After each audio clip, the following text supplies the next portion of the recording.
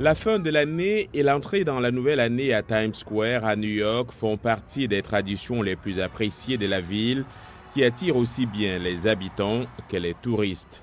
Chaque année, des milliers de personnes se rendent à cette fête de rue du centre de Manhattan pour assister à la tombée de la boule. À New York, 2024 est arrivé en avance, c'est-à-dire les chiffres qui illumineront le ciel nocturne lorsque la boule tombera.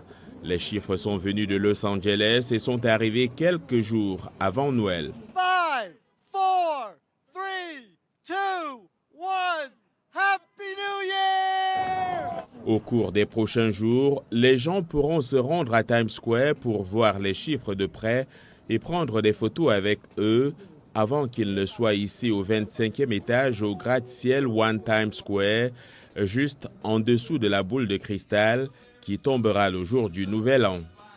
Nous faisons tomber la boule à Times Square depuis 1907. Le premier réveillon du Nouvel An à Times Square a eu lieu en 1904, date à laquelle le New York Times s'est installé au One Times Square.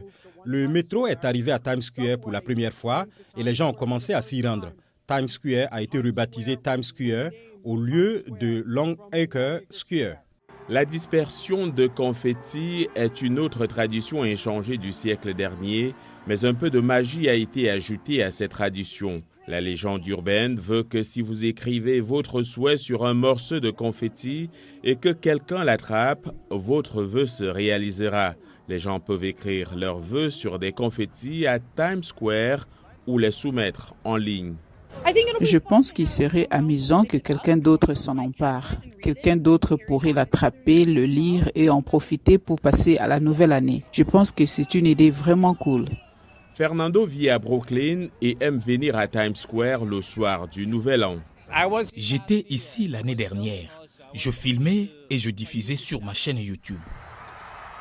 Les habitués de la fête disent que ceux qui veulent voir la chute de la boule en personne devraient arriver avant midi pour s'assurer une bonne place d'observation de l'événement emblématique, regardé par des milliers de personnes bravant le froid à Times Square et des milliards d'autres dans le monde entier.